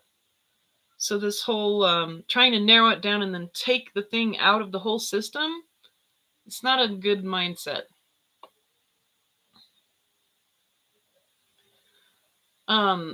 Sasha likes that I was able to send the links to the best of interviews that were direct. And I'll try to do that more often. Part of the agreement I have with the places that I do interviews, as you know, I only do YouTubes and I do a lot of interviews on podcasts and shows and summits. And I don't use social media. I just can't. I can't stand it. And I never was able to create any sort of business relationships with clients via social media anyway. So that was a waste of time. Plus, with interviews and YouTubes, I get the chance to give you more information for free, which is really important to me. I want you to feel like you don't have to pay to hear this information and that you can ask questions. So important. So, but part of my agreements with most of these places is they want you to opt into their email list, right? And so me doing a no opt-in, I can only do that after the initial interview piece. So probably once every couple months or so, I could probably send you direct links to the replays of these things. But my agreements, I sign agreements with these places and they want you to opt into their list. So here's a trick. Create a brand new email that's only for that, right? That's only for opting into stuff so that you can watch the people you really want to watch. Or opt in, but then unsubscribe once you're done with what you wanted to watch.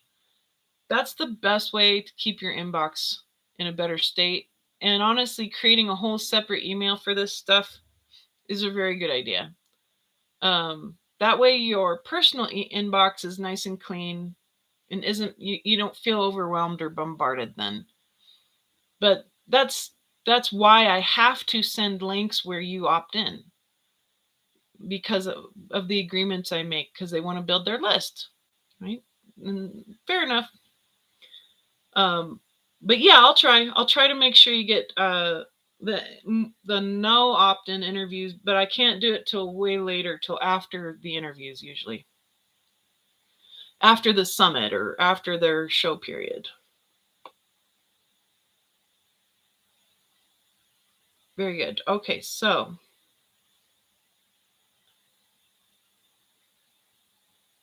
yeah, Darina is correcting it. It's called earthing, grounding. Yeah, I like that. I like that term, earthing. That's cool. When we ground. And then yes, there is a book called The Body Electric too, Clay. So Clay says, I am the body electric. If not, what is the soul? Walt Whitman. I love that guy. Yeah, so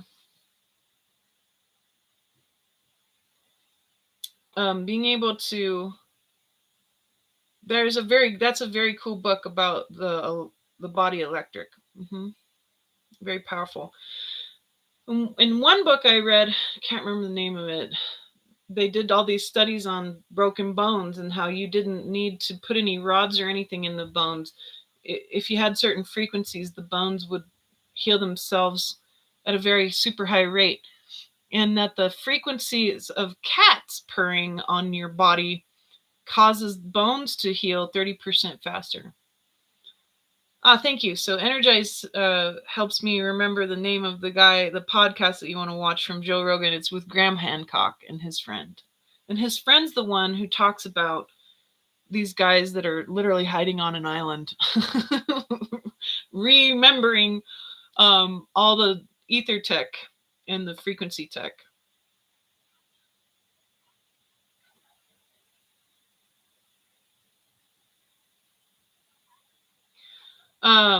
So Satora asks, why don't we change back to 432 hertz? We've been talking about this for years. Everybody just talks and no one's doing anything. Well, actually, to be fair, I would say that YouTube is changing that.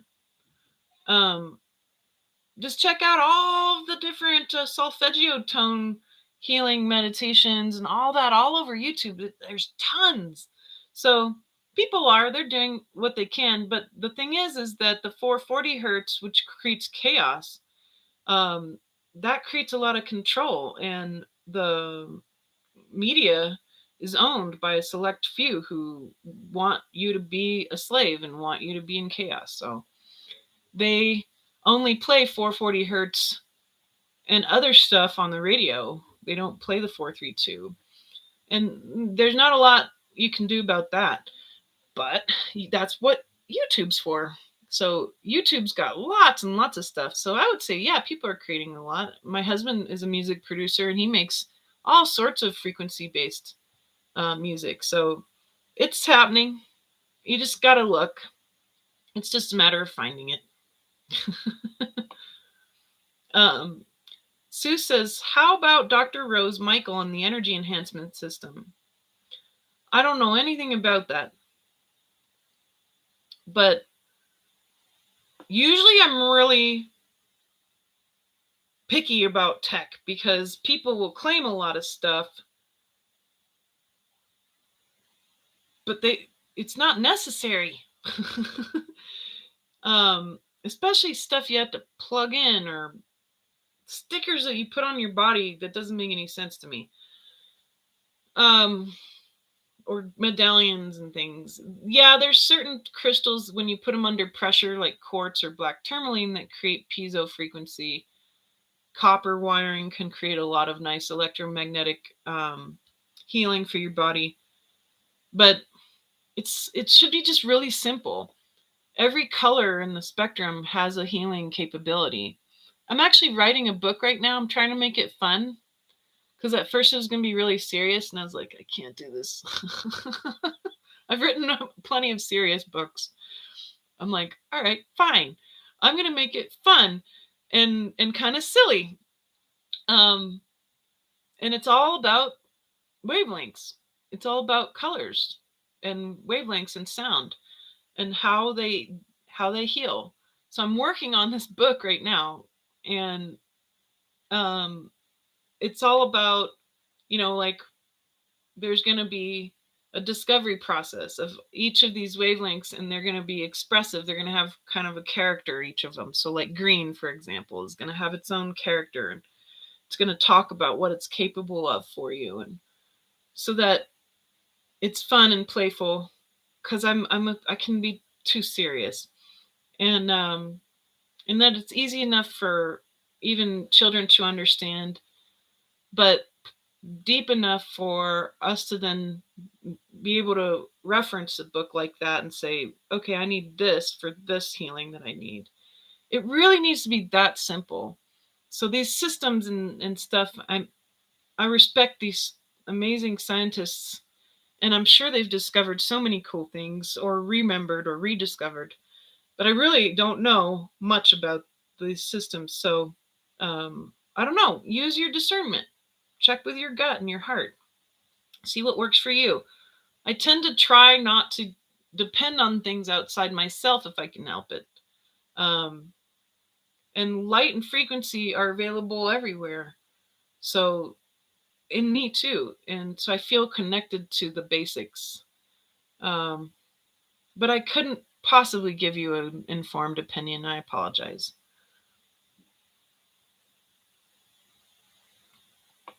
Yeah, the Coral Castle in Florida is a really good example of a megalithic site, because Ed, I'm not going to try to pronounce his last name, but Ed basically figured it out, right? He remembered how to build, and it was just one guy, right? So if he could figure it out, we're going to do it.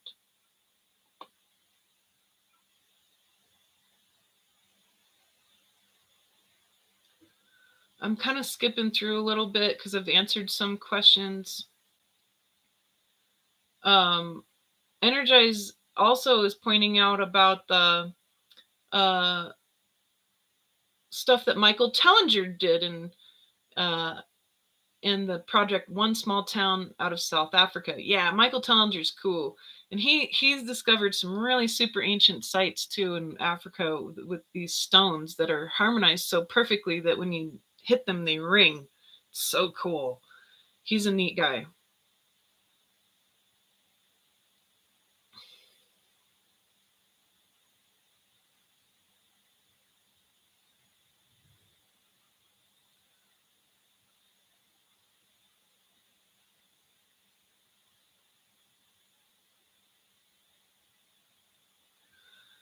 Just kind of sailing through here.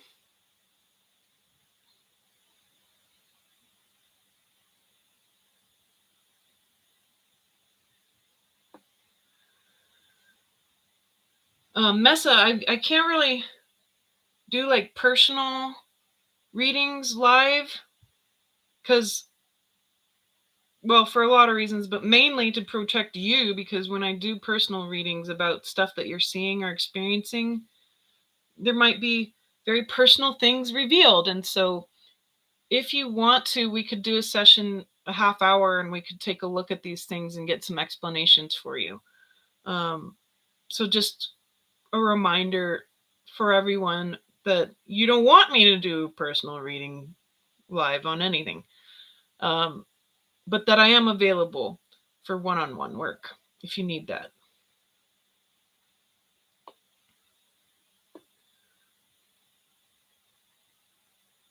Very good. So we've come to the end of our time.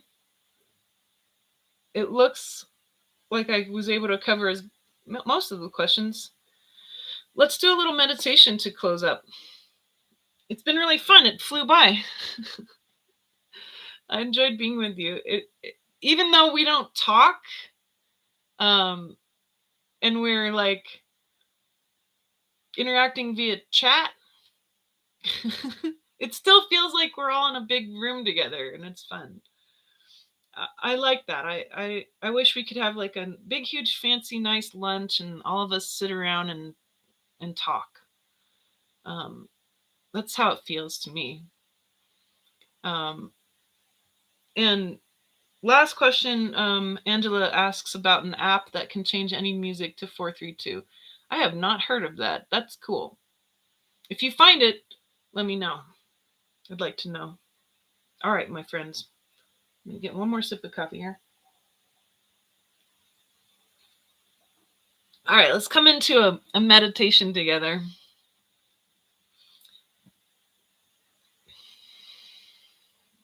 So first I want to bring your attention to your feet and the earth beneath you. Just connect to her. Let that circuit, just be aware of it.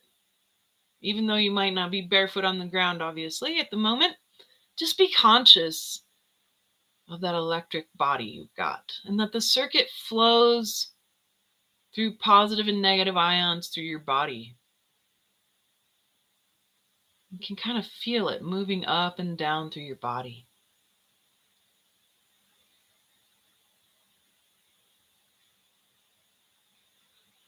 And then come up to your gut and just do a little gratitude thank you to the biome in your body.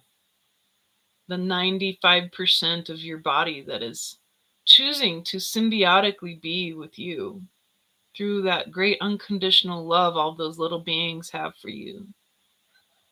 And just honor them and love them. It's very playful. You might imagine a beautiful landscape where you can actually see all these beings and just notice them and how active and interested and curious they are to be with you.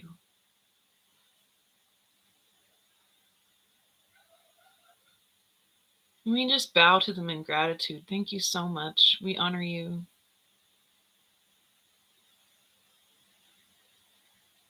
And then come up into your heart space and notice the electromagnetic field around your body.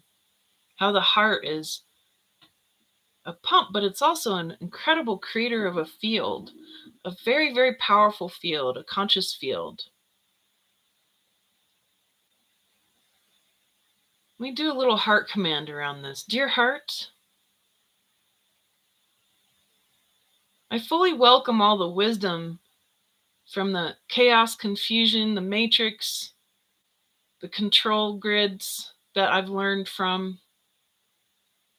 I welcome that wisdom.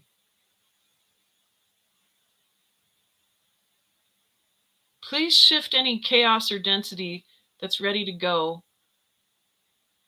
out of my body and field,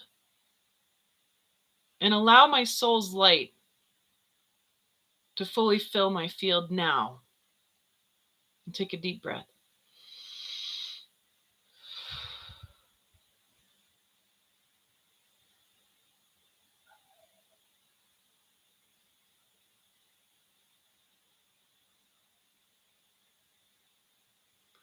And then come up into your voice, your throat. This is part of your power as a human being, is you create frequency. You are a being of frequency. We use frequency language to talk to each other. And just match my tone. We're going to sing a little tone here just to bring the body into stability.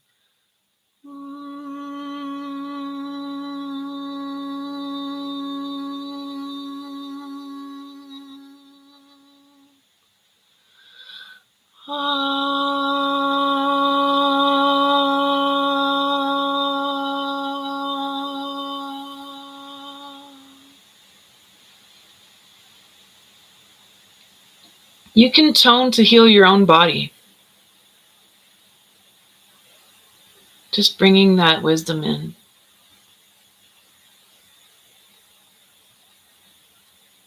Now come up to your third eye. Maybe touch your third eye a little bit. I like to rub my third eye like this, down on the left, up on the right. And just bow to that. Recognize your third eye as a part of your superpower. Let it have a little break in the meditation. Let yourself have a chance to have a break. Breathe into the third eye.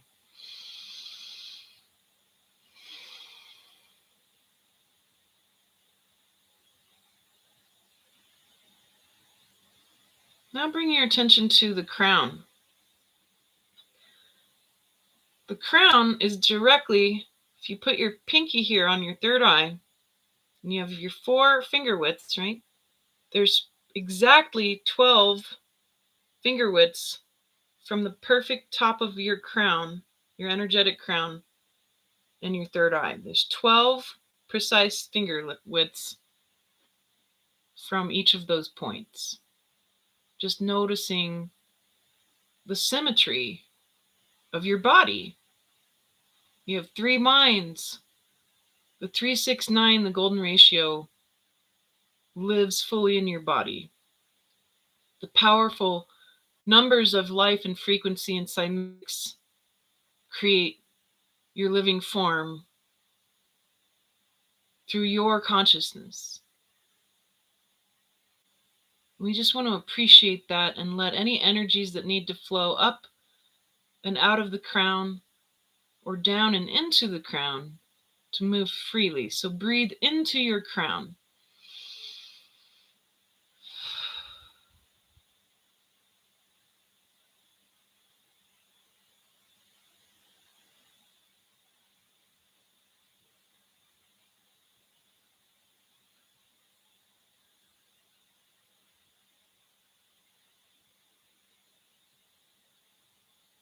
And lastly, we're going to bring in our hands.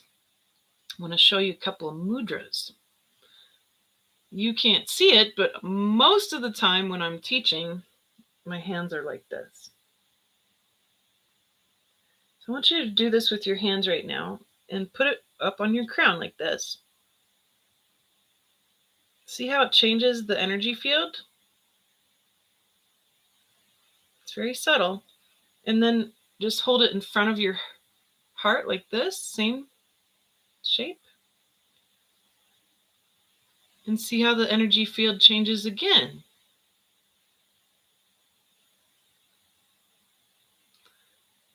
And then here's a cool thing. If you pinch with one side deep into where the bones connect, pinch that and then pinch from the other side so that you've got both. I want you to hold this mudra.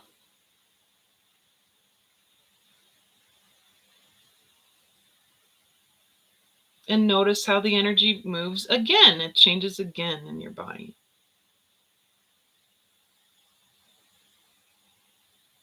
This is very good for digestion and pain relief, headaches, anything like that. Take another deep breath.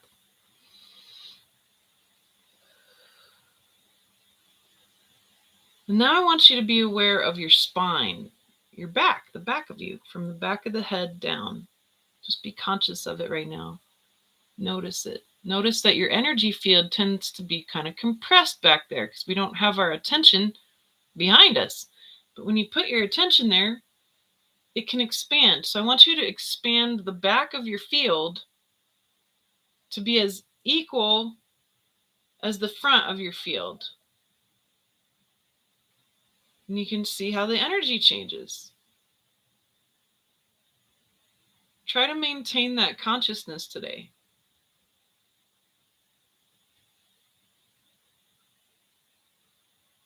Good.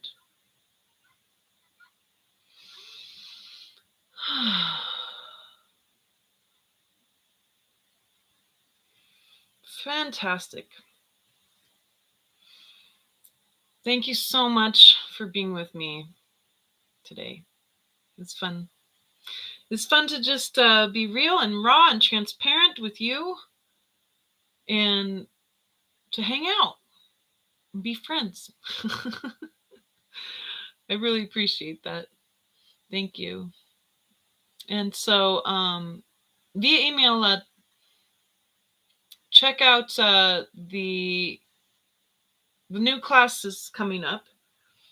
And for those of you who were part of the Quantum Healing Revolution class, that replay will be going out later today. And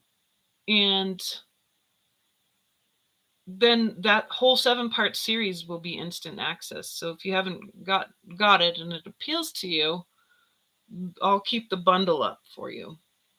And